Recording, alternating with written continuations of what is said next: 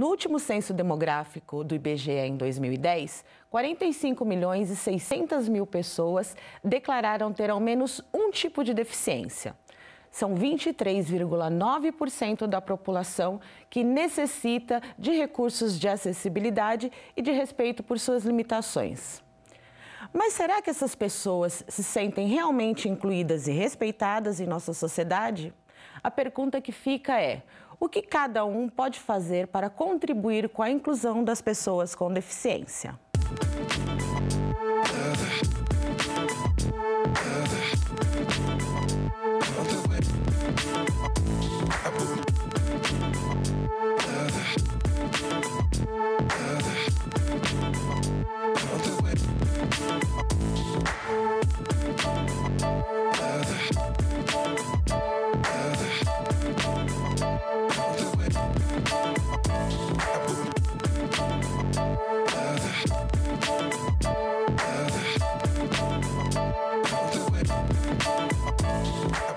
Olá, está no ar o Educando para a Diversidade, um programa que integra ações de uma parceria entre o Banco Santander e a Unesp, em prol de diálogos sobre inclusão e diversidade.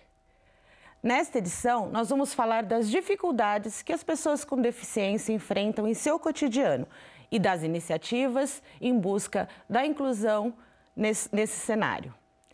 Para ajudar a gente a refletir sobre o tema, nós recebemos do campus de Bauru, Eliana Marques Zanata. Ela é pedagoga e doutora em educação especial. Recebemos também Lúcia Pereira Leite, que é psicóloga e livre docente em psicologia da educação. Professoras, bem-vindas ao nosso diálogo. Obrigada. Obrigada. Nós agradecemos o convite de estar aqui com você. Obrigada. Muito bom estar aqui com vocês. Que bom. Mas antes da gente iniciar o nosso diálogo, nós vamos pensar um pouco sobre o conceito de deficiência. Vamos dar uma olhadinha? Deficiências são impedimentos para a realização de atividades cotidianas, resultando em dificuldades de inserção social. As limitações podem ser de ordem física, mental, sensorial ou múltipla e variam de acordo com o grau, o tipo e a gravidade da deficiência. Como vimos, o conceito de deficiência, ele apresenta várias nuances, o que pode gerar até certa confusão. Então, nós vamos entender melhor algumas dessas questões.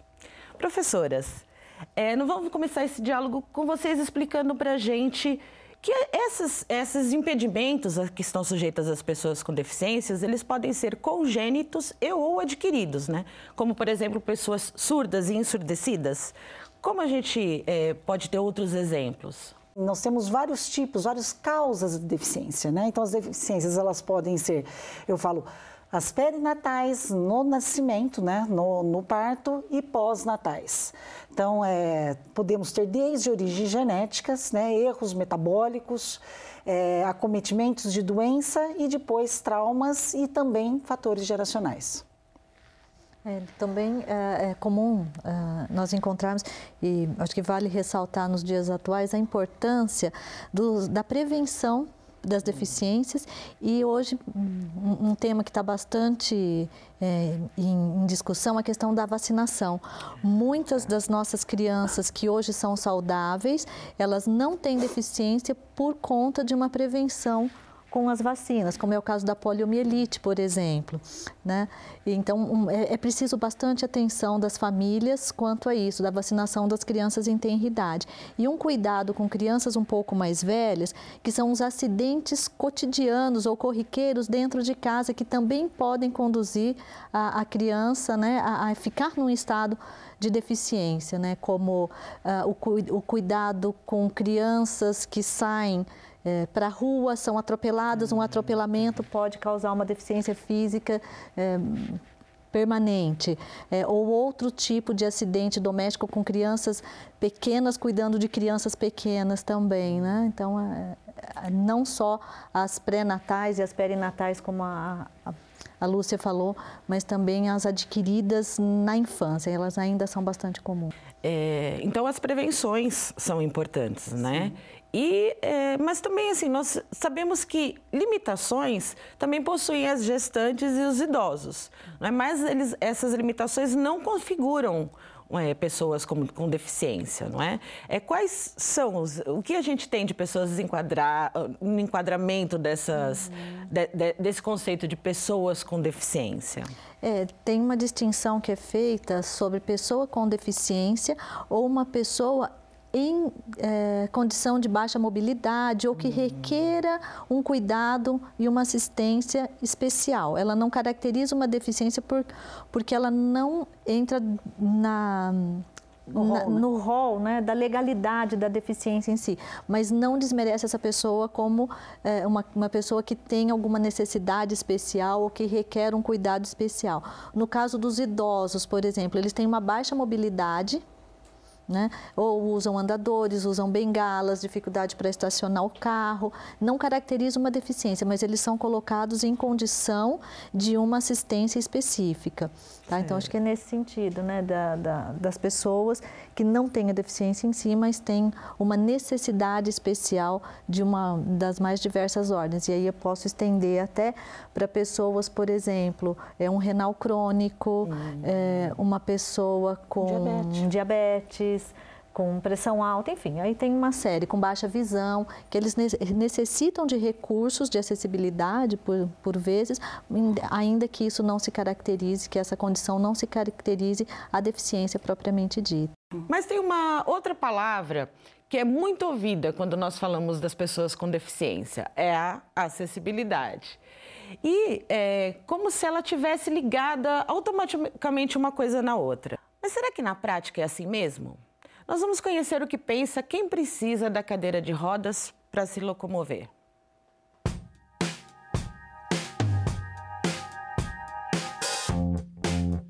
Quando se fala em acessibilidade olhando para um cadeirante, acaba a ideia vindo na questão das rampas de acesso. E não é só de rampa que nós precisamos, né? Nós precisamos da acessibilidade física, com certeza ela é fundamental, porque ela nos proporciona aí até o mercado de trabalho, as escolas, enfim, a vida social. Muitas lojas, principalmente do centro, do calçadão, não tem rampas de acesso, talvez por falta de fiscalização ou porque sei lá, o próprio prédio, por ser uma construção antiga, não contemple uma acessibilidade adequada. Você olhar, contemplar esse bairro aqui, por exemplo, onde eu moro, não existe acessibilidade. Eu ando na rua, porque as calçadas não me contemplam. Nós estamos aqui numa rua com um certo aclive, então, assim, tem calçadas que têm degraus, tem calçadas que têm desníveis absurdos que eu não consigo transpor sozinha. Então, eu acabo andando na rua, que para mim é muito mais fácil, embora não seja seguro, né? A gente fica refém no quesito acessibilidade, que não é só rampa de acesso, porque não adianta nada, por exemplo, ter uma rampa de acesso numa esquina e o resto das calçadas não contemplar o cadeirante, né? O que adianta? Tem a rampa de acesso e a calçada é toda esburacada, ou então o proprietário faz a calçada para atender os benefícios dele mesmo, não pensa no transeunte, não pensa em quem vai usar, se é uma mãe com carrinho de bebê, se é uma pessoa com cadeira de roda, uma pessoa idosa. Então ele faz a calçada na maioria das vezes para facilitar a entrada do seu carro, né? Então aí é bem complexo. Então, enquanto a sociedade, de uma maneira geral, não tiver a consciência, né, de se colocar no lugar do outro, de usar a empatia, nós não vamos caminhar, porque só o poder público sozinho, ele não faz nada.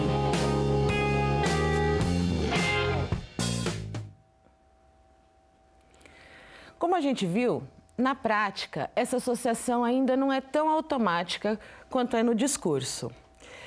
A Ariane, professora, trouxe para a gente no VT que são várias as dimensões para a gente pensar em acessibilidade, né? Tem o transporte, tem as vias públicas, os meios de comunicação. Vocês poderiam comentar sobre essas dimensões? Essa questão da acessibilidade nos parece muito recente, porque há 20, 30 anos atrás, essa população que necessita até hoje, né, de acessibilidade, era uma população escondida. Ela não saía de casa, ela não se mostrava, ela não se apresentava à sociedade.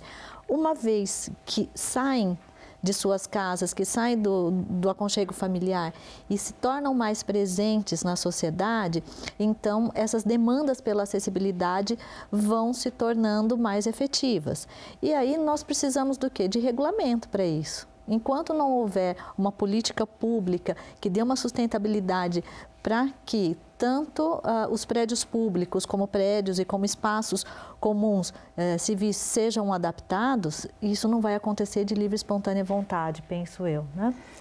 Né? Ela é muito complexa mesmo, né? Então, só porque a acessibilidade física é que salta muito aos nossos olhos. Mas não é a única. Mas, né, ela não é a única, né? Então, assim, quando a gente fala, não tem uma rampa, não tem um banheiro adaptado, né? Eu acho que na reportagem ela deixou muito bem que acho que para além das leis, as pessoas, né? Como que as pessoas também olham para o deficiente, né? Entendem o deficiente. Acho que quando a Eliana fala, eles saíram sim, eles estavam muito à margem, estavam muito excluídos.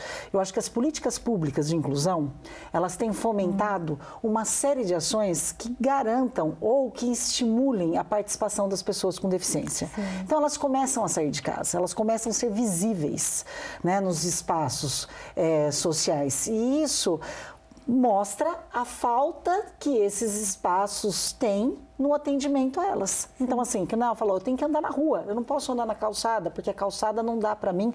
Quando tem a calçada, o desnível na calçada, né? Então, ela ressaltou muito a acessibilidade física até pela condição dela. Mas nós temos acessibilidade metodológica, nós temos acessibilidade comunicacional, por exemplo, a pessoas surdas, né? Para pessoas cegas, né? Nós temos a acessibilidade programática, que são as leis, né? E temos também a acessibilidade atitudinal, que eu falo que é a mais difícil, né? Porque ela envolve o preconceito, né? Ela envolve o que eu penso da pessoa com deficiência. Então, mudar o que se pensa é diferente de eu vir aqui e construir uma rampa, eu tirar uma escada e fazer uma rampa, mas eu mudar a cabeça das pessoas. Como que essas pessoas que viam, né, a sociedade, de um modo geral, que via as pessoas com deficiência muito à parte, muito no entorno, né? Agora elas têm que lidar com isso. O seu colega de trabalho pode ter uma deficiência.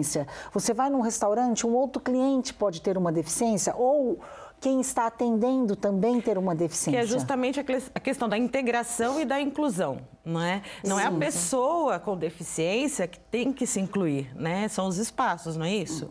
Que precisam incluir e trazer condições para isso, não é? E essa questão da sociedade que tem que se manifestar e que se organizar para receber e atender às necessidades dessas pessoas com deficiência, ela vai, como a Lúcia colocou, é muito para além do corpo da lei. A lei é importante no sentido de você ter um apoio legal, jurídico para fazer valer um direito. Sim. Mas, muito mais que isso, é como ela coloca a questão de entrar o carro na garagem, que é atitudinal. Eu estou pensando só em mim, eu não estou pensando no transeunte, na pessoa comum. E nós já temos percebido que não só que esses espaços de acessibilidade voltados especificamente para pessoas com a deficiência física, né, que são espaços físicos, elas vêm também no seu contexto favorecendo o processo de inclusão e de acessibilidade para tantas outras pessoas, como é o caso do idoso com baixa mobilidade, o caso da gestante, das pessoas obesas, né, que também necessitam de aparatos diferenciados. E na medida em que essa acessibilidade vem se tornando mais presente na sociedade, em que os espaços começam a ser cada vez mais adequados ou que se aproximam mais dessas necessidades, atitudinalmente as pessoas vão mudando a forma de encarar a pessoa com deficiência no contexto social como um todo. Então, por isso que você falou, a atitudinal é a mais difícil? Ela é a mais difícil, mas eu preciso ter mecanismos para chamar a atenção desta sociedade. É só o acesso, né? A questão da criança, da pessoa surda, por exemplo, né? Consegue imaginar um surdo que usa língua de sinais e vai para um posto de saúde precisar de um atendimento médico. O profissional da saúde que está ali com ele não sabe língua de sinais. Como é que ele explica o que ele está sentindo? Então, ele acessa o serviço, mas não usa o serviço, mas né? Na qualidade e na sua plenitude, não é? Por exemplo, essa seria uma necessidade latente. Sim. Né? De atendimento. Essa e muitas outras, né? Que se a gente pensar, né? Acho que quando você fala, hoje nós temos muito garantido pela lei, pelos dispositivos normativos, o acesso, mas não a permanência. Né? Então, assim, ele acessa os ambientes, mas permanecer, como você falou, usufruir, isso ainda é uma dificuldade. Né? Então, quando você fala da mudança da integração para a inclusão, na integração a gente pensava muito mais, né, em que a pessoa deveria se ajustar. Né? Na inclusão, a gente pensa que o ambiente ele tem que respeitar e perceber que nós somos diversos enquanto natureza humana. Né? Nossas condições são diferenciadas. Tem que quebrar um pouco aquela ideia de homem padrão e de homem único. Né? E lembrar também que a inclusão também ela pressupõe atendimentos para a pessoa. É uma via de mão dupla. É a sociedade se ajustando, mas lembrando que essa pessoa precisa de serviços especializados. Que senão parece que ela não precisa de mais nada, ela não deixa de ser deficiente. Né? Ela vai precisar de pedagogo, né, especial, muitas vezes, professor de educação especial, de psicólogo, de fonoaudiólogo, terapeuta ocupacional, né, fisioterapeuta, médico, ou seja, uma série de serviços. Para quê? Para melhorar a sua qualidade de vida. Então, por isso que eu falo que é mão dupla. Ela continua precisando de serviços específicos e também de ajustes contextuais. E nós temos aqui no programa um espaço para que as pessoas interajam conosco. Então, nós recebemos durante a semana alguns comentários e a gente vai ver o que as pessoas deixaram para conversar com a gente hoje sobre o nosso tema. Nós temos o comentário da Tuane. Ela disse: a verdade é que as obras públicas não são pensadas para atender toda a população. E não temos representantes que promovam melhorias de inclusão à parcela da população que possui alguma deficiência. Em São Paulo, por exemplo, ao lado do metrô Faria Lima, há uma rua em que a rampa para cadeirante tem um poste bem no meio. É um absurdo, descaso total. A Sandra disse o seguinte: meu irmão em Sampa, quando ficou cadeirante após uma fratura de fêmur, já idoso, não conseguia nem ser levado para o jardim do prédio em que morava, tal a dificuldade com os vasos, passagens estreitas, dentre outras. Na calçada, então, sem condição. Ainda se acredita que a acessibilidade seja fazer rampa nas calçadas. E é sempre bom contar com a participação de vocês na nossa discussão. Ela fica bem mais rica. Nós vamos para um breve intervalo e no próximo bloco nós trataremos da inserção de pessoas com deficiência no mundo do trabalho. É daqui a pouco. O WillMap é um aplicativo gratuito para consulta de locais com acessibilidade. Lá, os usuários informam sobre a facilidade de locomoção no ambiente e ajudam a alimentar o aplicativo.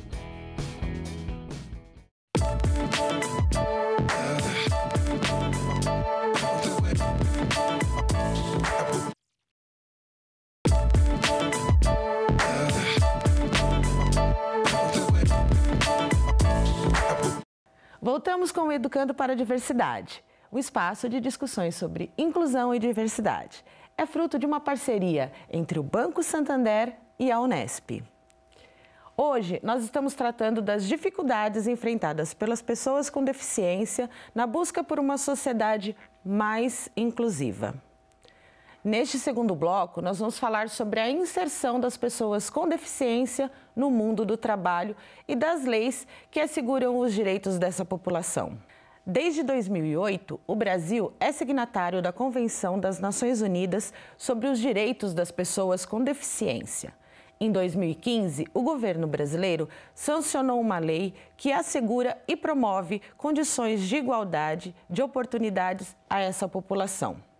Professoras, quais os benefícios, quais os direitos foram conquistados a partir dessa legislação?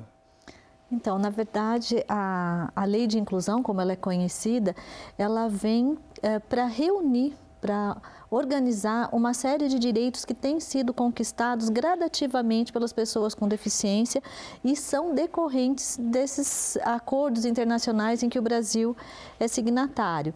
Então, nós encontramos com bastante detalhe e com bastante descrição os direitos à educação, ao atendimento educacional especializado, à saúde, à habilitação e reabilitação.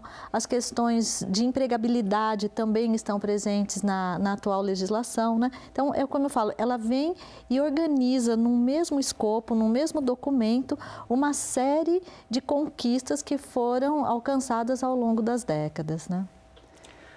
Nessa direção que a gente pode ver, você até citou, né, a Convenção de Nova York, que ali acho que é um passo muito grande, que é onde você muda a visão do conceito de deficiência.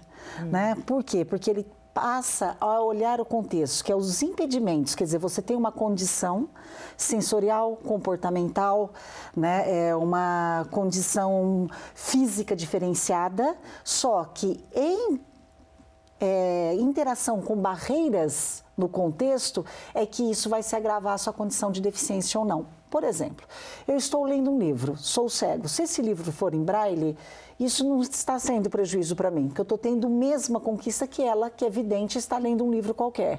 Né? Nós estamos tendo a mesma garantia. Porém, eu estou na biblioteca, junto com ela. Não tenho o livro em braille, ou não tem, né, um software que me permita uma leitura desse livro, né? Eu estou numa condição... em relação a elas, uma condição prejudicada, porque eu não tenho acesso. Então, isso, a Lei Brasileira de Inclusão, ou também como o Estatuto da Pessoa com Deficiência, ele vem reafirmar mesmo esses direitos. Então, assim, o que eu acho que é importante é uma conquista, porque foram 15 anos até ele ser promulgado. Né? Então, ele é de 2015, com efeito a partir de janeiro de 2016. Então, ele é muito recente. Mas ele reúne uma série de dispositivos legais. Então, hoje, uma pessoa com deficiência, ela pode encontrar, né, recomendações, orientações, né? Pessoas que atendem pessoas com deficiência. O que eu quero dizer? Uma escola. O que a escola tem que fazer para garantir o acesso de alunos com deficiência? Eu sou o empregador. O que minha empresa tem que fazer para atender pessoas com deficiência? E também localiza lá como deve ser avaliada, né? Uma avaliação multiprofissional. O que engloba nessa avaliação para a condição de deficiência no país? Eu entendo que também uma grande conquista, por nós termos isso como uma das políticas públicas, vai no sentido de garantir uma equidade, que é explicitar que as pessoas com deficiências necessitam e têm o direito de serem tratadas de forma diferente, de modo que elas tenham oportunidades iguais. Isso. Então, como a Lúcia colocou, ter um livro em braille numa biblioteca não pode ser encarado como um custo, como algo a mais, mas como algo necessário para garantir essa inclusão e essa equidade de oportunidades. E se eu for falar sobre o mundo do trabalho, o trabalho realmente é um dos espaços fundamentais para a gente trabalhar com a questão da inclusão?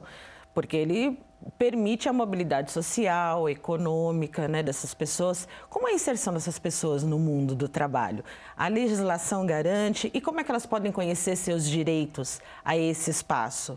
Né? As empresas, com a questão das cotas, elas motivam a inserção dessas pessoas? Como é que as empresas observam a importância dessa política? Então, o que a gente viu depois, né, na conhecida lei de cotas, né? Empresas com um número maior de 100 funcionários, né? E aí numa escala progressiva, tem que ter um percentual de pessoas com deficiência no seu quadro. Né? Então, isso sim, abriu portas para muitas pessoas com deficiência, né, conseguirem postos, né, e a empregabilidade dessas pessoas, né, tendo seus direitos trabalhistas, sendo registrado, né, em atendimento à política de cotas. O que a gente espera, Patrícia? Que num dia a gente não precise mais das cotas para que as pessoas com deficiência possam, né, participar do mundo do trabalho. O trabalho é importante para todos, ele dignifica o homem, faz parte do desenvolvimento humano. Né? Então, tudo que você falou, a questão da convivência social, de uma qualificação, de ser reconhecido como tal, isso também é importante para as pessoas com deficiência. Porém, do outro lado, o que a gente vê? Por isso que eu falo que a inclusão, ela é um grande quebra-cabeça. Uma coisa interfere na outra. Às vezes, para um perfil, né, num quadro de funcionários, eu preciso que a pessoa tenha uma escolaridade mais elevada. Se eu não tenho uma escola que atenda esse deficiente, eu não encontro esse perfil, porque eu não tenho funcionários, né? Eu não tenho candidatos à vaga com deficiência que tenham, né, a escolaridade, o nível desejado. Então, por isso que eu falo que é um grande quebra-cabeça, uma peça está imbricada na outra, né? Então, assim, é importante fomentar essas discussões, é importante que as pessoas, o Departamento Pessoal dos Recursos Humanos estejam atentas, né, às necessidades que o ambiente vai precisar realizar para receber essas pessoas, né? Então, assim, eu vou receber um funcionário surdo, eu preciso do intérprete de Libras, né? Eu preciso de alguém que domine isso, que ele tem perfeitas condições de trabalho, não é porque ele é surdo que ele não está apto para o trabalho, só que ele tem uma necessidade especial, né? Então, assim, e nisso eu acho que a norma deixa bem claro como que a empresa tem que fazer. Então, hoje,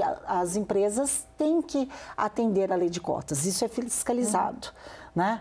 Então, assim, mas a gente ainda tem muito que se fazer para isso, né? Por quê? Porque, assim, não é só garantir que ele esteja ali dentro, porque a gente tem visto que eles ocupam, às vezes, cargos mais baixos, né, de níveis mais baixos, eles não têm ascensão profissional. Tipo, eu garanti a lei de cotas, eu contratei, mas ela fica ali. Então, a gente também tem que dar a valorização a esse funcionário. Eu acho que uma questão importante para se levar em consideração são os programas de formação profissional. Né? Então, na própria lei da inclusão, tem a previsibilidade que as empresas ofereçam o treinamento em serviço para a pessoa com deficiência da mesma forma que ela ofereceria esse treinamento em serviço para demais funcionários ali contratados, né?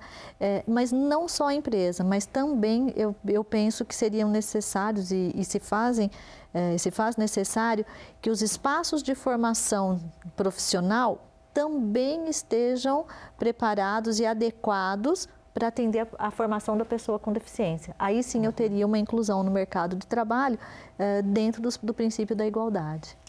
Então nós vamos conhecer um programa de inclusão no mercado de trabalho que é desenvolvido pela PAI, no estado de São Paulo. É um programa que se iniciou em 2005, né, aqui pela PAI.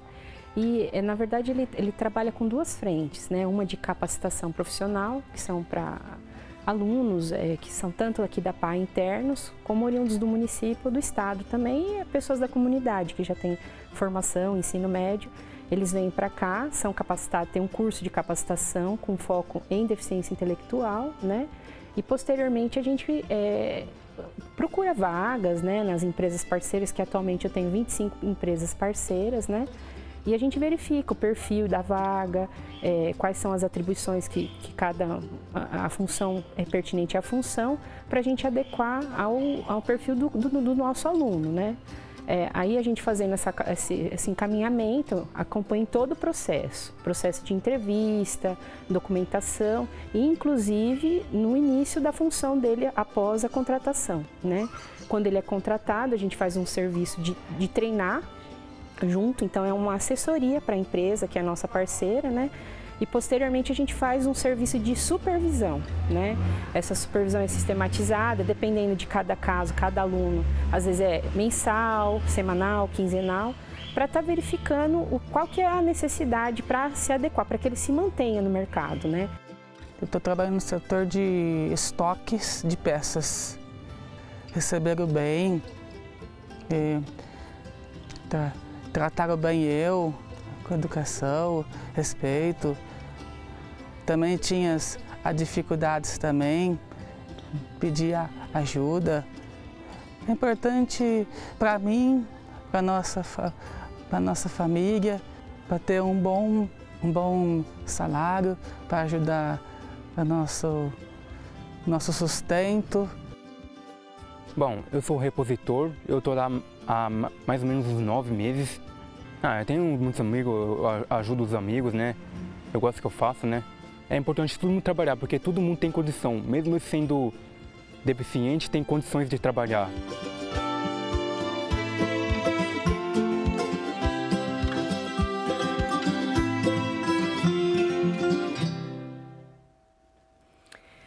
É muito importante esse apoio que a PAI dá às empresas na contratação das pessoas com deficiência, não é mesmo, professoras?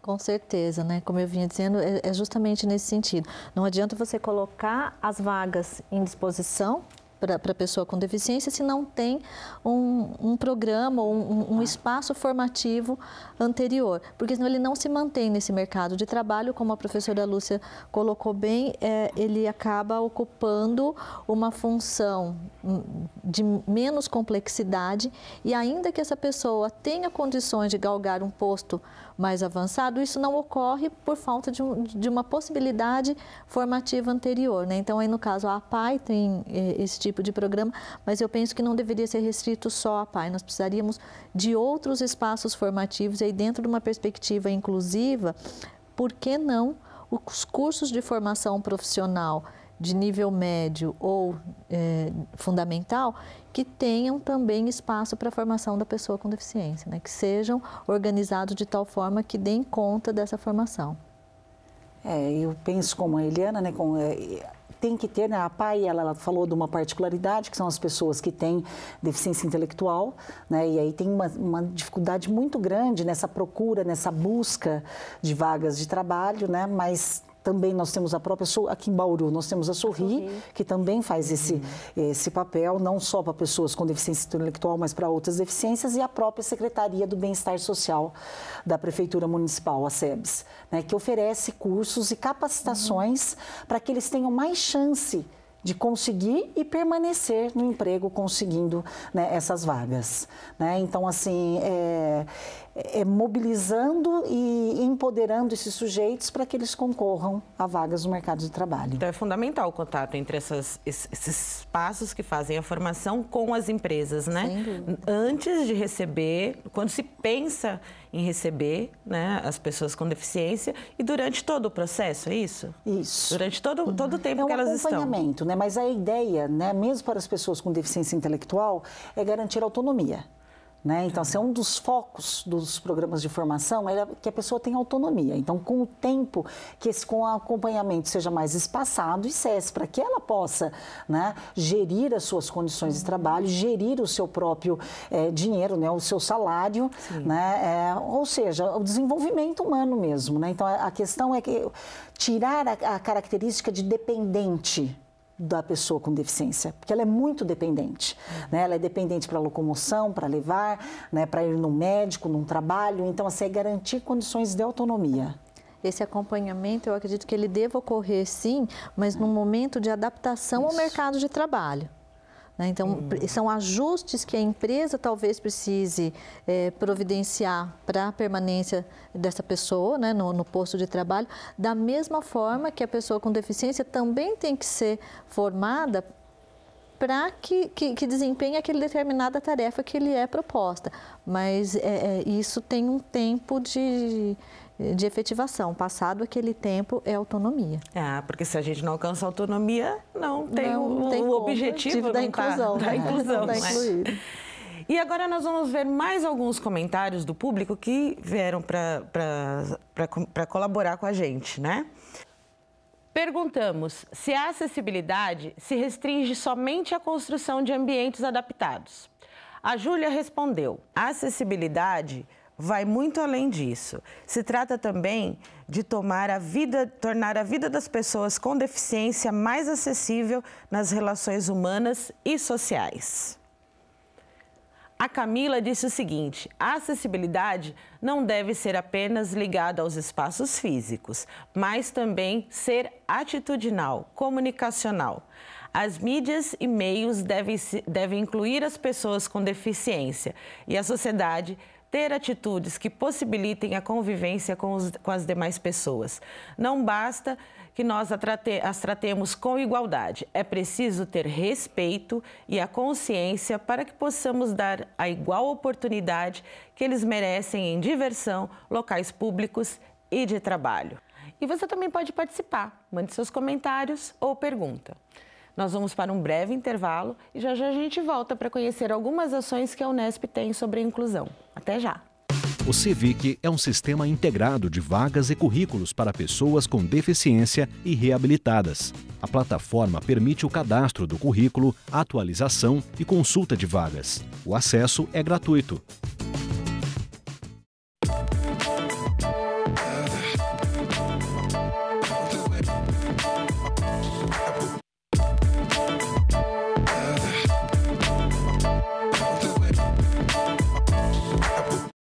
Estamos de volta com o Educando para a Diversidade. Hoje, tratando de alguns aspectos do cotidiano das pessoas com deficiência. Neste bloco, nós vamos conhecer algumas ações realizadas pela Unesp em busca de uma maior inclusão e acessibilidade para esse público. Eu convido para participar da nossa conversa a professora do campus da Unesp de Presidente Prudente, Elisa Tchussen. Livre docente em formação de professores para uma escola digital e inclusiva. Elisa. Olá, Patrícia, Eliana e Lúcia. E para começar o nosso diálogo, nós vamos conferir alguns projetos de extensão da Faculdade de Ciências da Unesp de Bauru. São projetos voltados a pessoas com deficiência. O curso de Educação Física da Unesp de Bauru desenvolve, em parceria com entidades locais, projetos de extensão com foco nas pessoas com deficiência. Natação, ecoterapia e goalball são alguns dos projetos voltados a esse público. As práticas físicas oferecidas, além de atuarem como um espaço de inclusão social, também trazem benefícios aos aspectos motor, neurológico e emocional. Os projetos são gratuitos e abertos a toda a comunidade.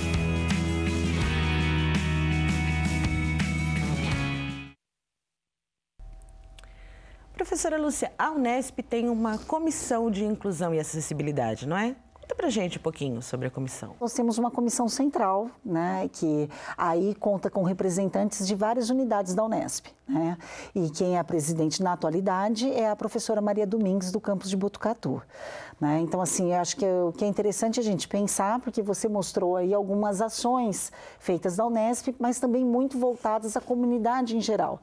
E eu acho que a Comissão de Acessibilidade, ela pensa naqueles que estão dentro da Unesp, né? Ou seja, nos alunos, né? Também nos técnicos e nos docentes que podem estar na condição de deficientes. Né? E só lembrando que o número ainda de matrículas de pessoas com deficiência no ensino superior, ele é muito baixo. Né? Nas universidades brasileiras, ele está em torno de menos de 0,5%. Então, assim, elas ainda pouco adentraram nesses espaços, né? Então, por isso que a política da educação inclusiva, ela tem que sofrer ações incisivas, sim, para que as pessoas, né, que elas perpassem a educação infantil, ensino fundamental, ensino médio e cheguem na universidade. Isso nós temos, né, em virtude das demandas, principalmente dos estudantes com deficiência, né? E aí uma série de ações junto à gestão para que eles consigam, né, progredir e terminar a sua graduação ou pós-graduação. Professora Elisa, quando a gente pensa em acessibilidade, nós comentamos aqui que não é apenas a questão das rampas, né, que vão atender essas necessidades. Em relação a objetos e ambientes de inclusão, mas que ofereçam conforto para as pessoas com deficiência, o que nós poderíamos ter como exemplo? E como é essa reflexão, a pesquisa em relação a esse cenário? Então, todos os materiais que nós produzimos com 3 tecnologias, tá? Uma, ela tem audiodescrição, que é para as pessoas que não enxergam. Numa outra, nós colocamos libras e legendas, quando tem um efeito sonoro, para que as pessoas que não escutam possam entender o que está acontecendo. Então, assim, desde vídeos, fotos, softwares educacionais ou objetos de aprendizagem, nós fazemos para que todos os alunos tenham o mesmo acesso, como a professora Lúcia falou, né? Na verdade, assim, eu não posso deixar que um aluno seja prejudicado ou que não tenha a mesma oportunidade que o outro.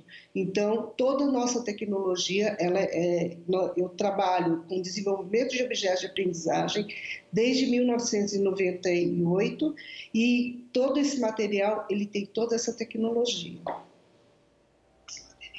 Professora Elisa, então agora eu convido também você a conhecer 2 projetos da Faculdade de Artes, Arquitetura e Comunicação da Unesp de Bauru. Eles são voltados para pessoas com deficiência visual e auditiva. Nós vamos conferir agora o VT. Pensando em oferecer às pessoas com deficiência visual uma outra opção de acesso a livros, jornais, revistas, conteúdos de sites e portais, além de manuais e apostilas, foi criado o Biblioteca Falada, um projeto de extensão que adapta textos impressos e digitais para o áudio. Além da produção de mídia sonora acessível, o grupo também realiza audiodescrição de imagens e produtos audiovisuais, como fotografias, filmes e novelas. O projeto ele vem no sentido de certa forma, atender a esse público que tem necessidade, quer ter acesso à informação, à produção midiática em geral, mas não encontra formatos acessíveis. E a mídia sonora é um formato acessível e importante. Então eu estou falando de produção não apenas audiovisual, mas teatro, espetáculos, né? De teatro, de dança. Tudo que se faz pode e deve ser adaptado para as pessoas com deficiência visual, para as pessoas com qualquer deficiência sensorial e também para as pessoas com deficiência intelectual. Oxalá o dia em que ele não seja necessário, entendeu? Porque as produções já serão originalmente acessíveis e não necessitar de uma adaptação depois.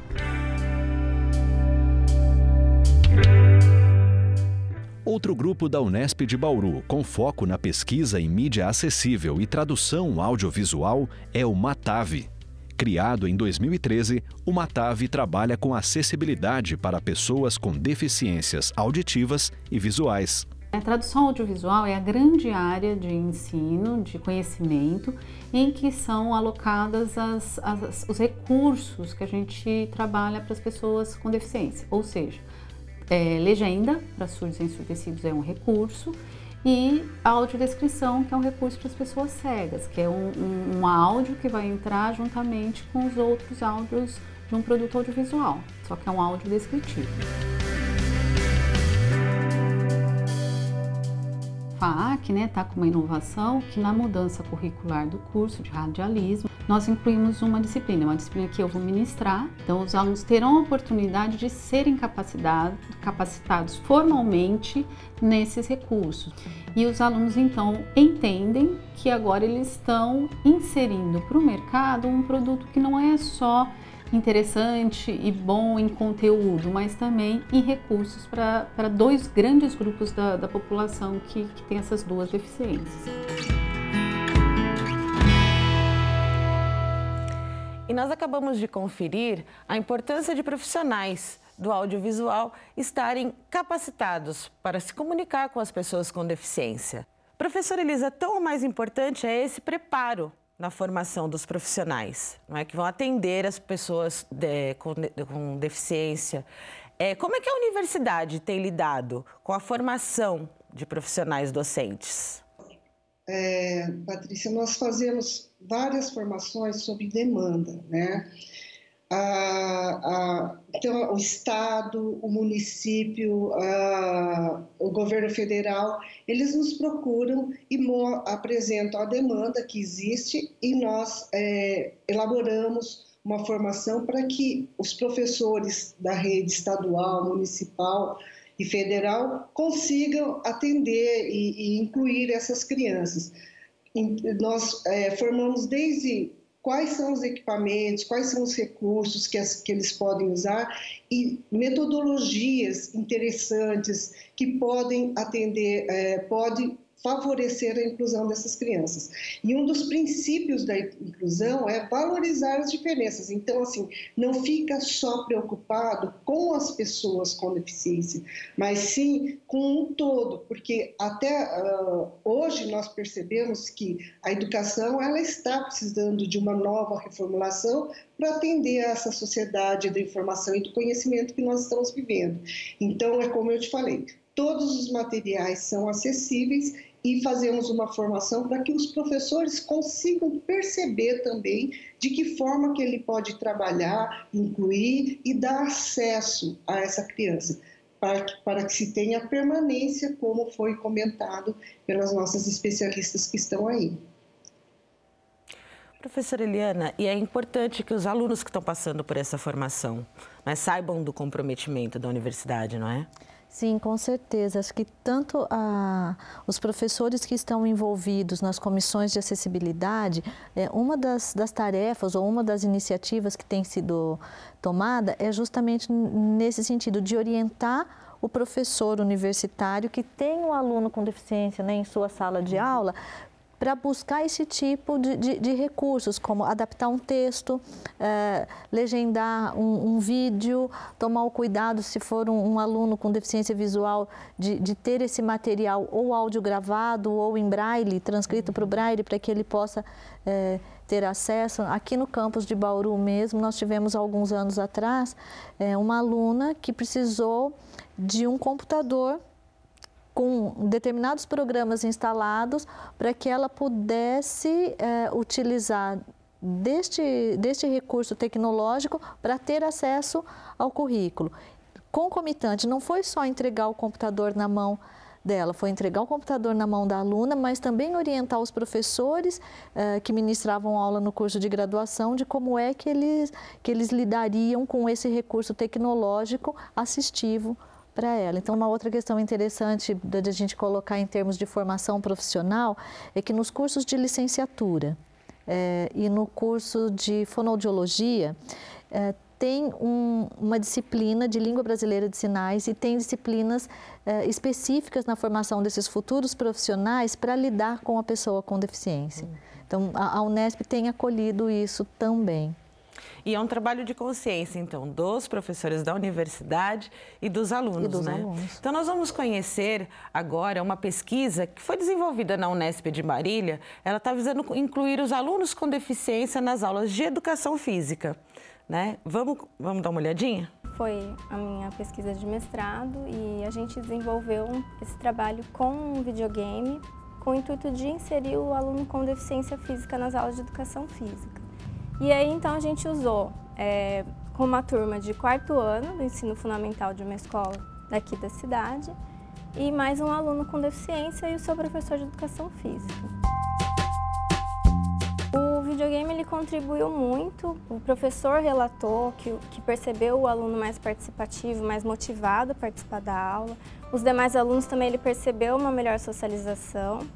O próprio aluno com deficiência relatou que se sentiu motivado a participar, mas a gente sabe que só o recurso, né, o recurso por si só não gera inclusão, né? Então foi um auxiliar da inclusão, né, junto com outros recursos, outras estratégias. Parabéns, Fernanda, por essa iniciativa, que você tenha muitas e muitas portas abertas para as suas pesquisas. Professora Elisa, então nós temos visto aqui durante todo o programa que são importantíssimos os espaços de acesso e a permanência para a formação dos professores, para os alunos que adentram a universidade, não é? Em todo esse processo. E existe um conjunto de ações da universidade empenhada com esse compromisso, é isso? Isso.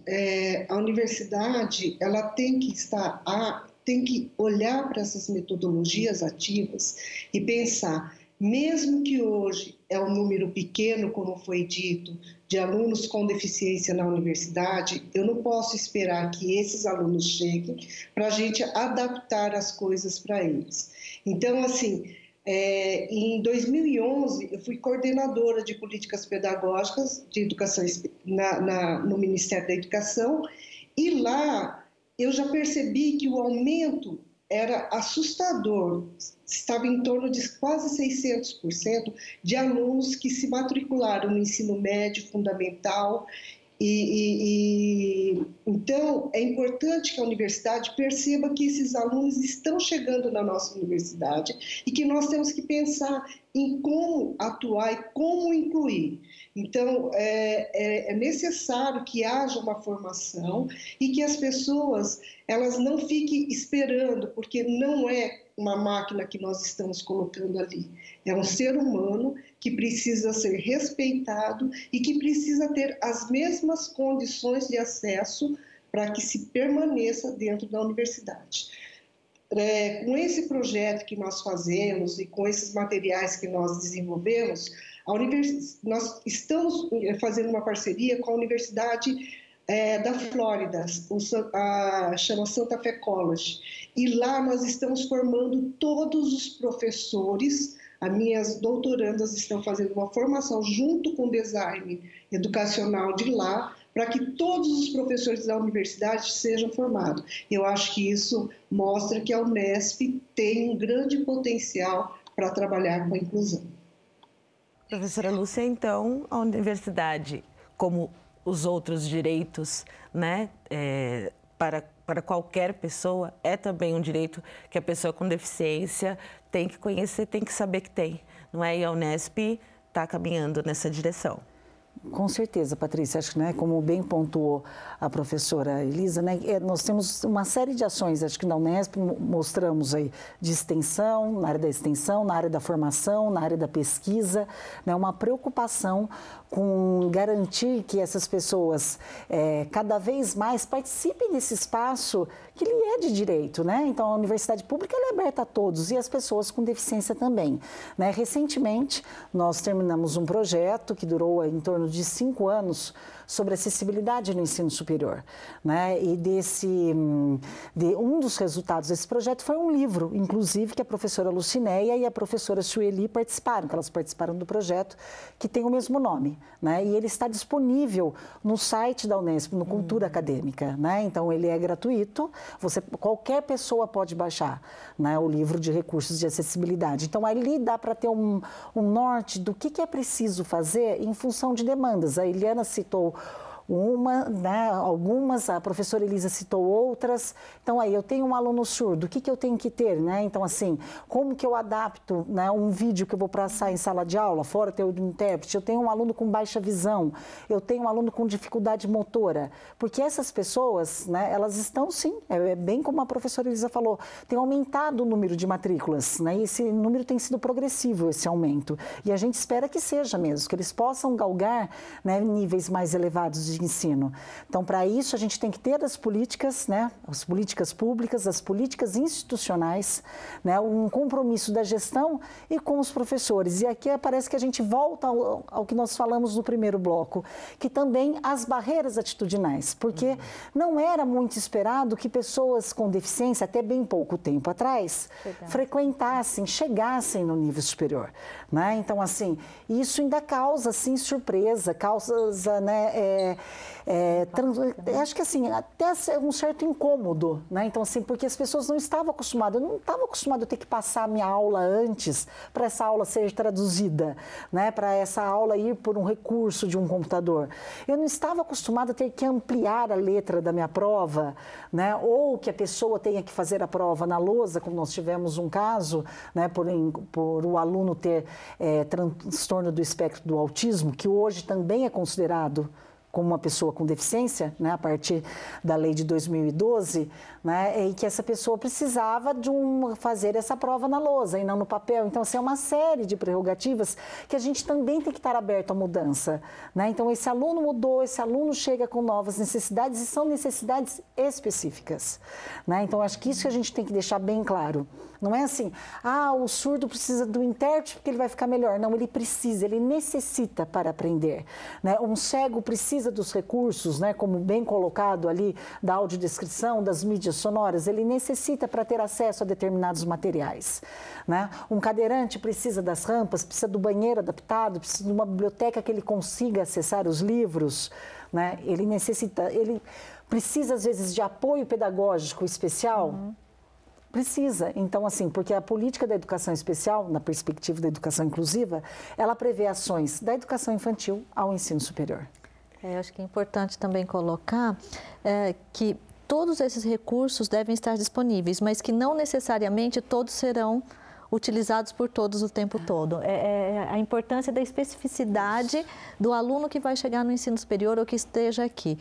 Eu não tenho como propor algo de modo que todas as unidades da Unesp tenham disponíveis todos esses recursos, porque é por demanda. Eu só vou necessitar desse determinado recurso quando eu olhar para a necessidade específica do aluno que está matriculado. Mas se eu tiver os recursos disponíveis, eu vou estar trabalhando na perspectiva de uma educação integral. Sim. Não é uma educação que beneficie só a pessoa com deficiência, mas é uma educação que eduque o meu olhar. Com certeza. Né? Que eduque o nosso olhar e que a gente perceba assim, olha, essa pessoa existe e essa necessidade pode acontecer. E também, como nós temos os adquiridos, pode não ter hoje, mas amanhã ela pode ser necessária para qualquer um de nós, né? Professora Elisa, nós agradecemos a sua presença, a sua contribuição com o diálogo. Sou eu que agradeço, Patrícia, agradeço as minhas companheiras especialistas, que também já fomos companheiras de formação. Um abraço.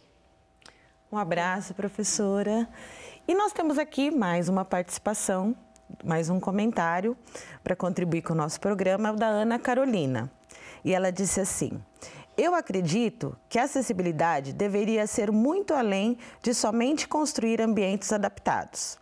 É necessário criar uma sociedade que torne as relações pessoais, empregatícias e humanas dessas pessoas mais acessíveis e fomentar espaços de inclusão em todos os níveis da comunidade, por uma sociedade mais gentil e respeitosa para com o próximo.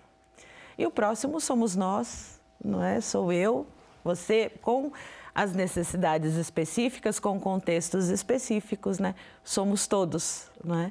E assim, eu agradeço a presença das professoras. Nós estamos chegando ao final do nosso programa. Obrigada, professoras, por compartilhar conosco os seus saberes. Obrigada pelo convite, um prazer aqui estar com vocês e estamos à disposição aí para outras possibilidades também. Obrigada. Também, da mesma forma, agradeço a oportunidade, né? Acho que falar de inclusão é falar de uma sociedade mais acolhedora às diferenças, né? Que a gente perceba que as diferenças existem e todos enriquecem, né? Então, não é só que a gente falou muito da pessoa com deficiência, mas o entorno também enriquece ao olhar para o outro, né? E perceber no outro a outra diferença, tá? Então, a gente agradece e vamos manter o diálogo. E agradeço, então, novamente a presença de vocês por mais diálogos como esse. Digo que o Educando para a Diversidade é fruto da parceria entre o Banco Santander e a Unesp e o nosso objetivo é fomentar discussões sobre inclusão e diversidade. E no nosso site, você confere os programas que já foram exibidos. Continue nos acompanhando. Até lá!